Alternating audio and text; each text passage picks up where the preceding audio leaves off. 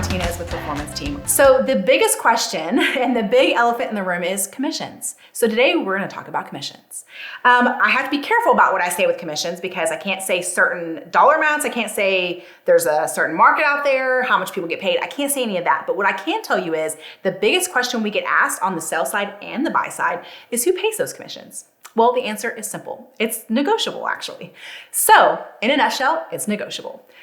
I will say that if a seller goes to sell their house, they have a signed listing agreement with the listing agent. And in that listing agreement, it spells out how much commission they're paying for the total transaction. And then the second section tells them exactly what they're paying for the buyer's agent to bring that buyer. So on the flip side of that, a buyer works with an agent. We bring them to a house. Let's say it's a buyer that we're working with. We go to the house.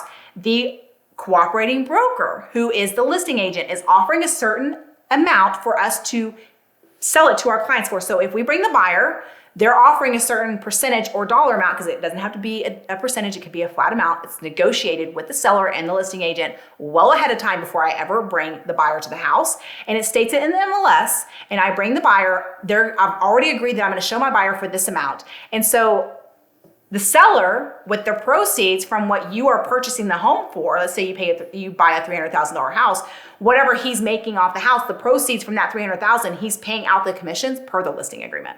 So in short, the seller pays the commissions, all the commissions from the proceeds of the house.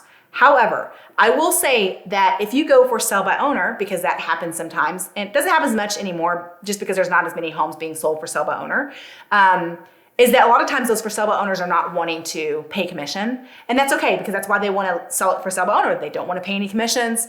Let's not even get into the fact that they're giving away thousands of dollars and leaving it on the table by not hiring an agent. Totally a different day and a different video.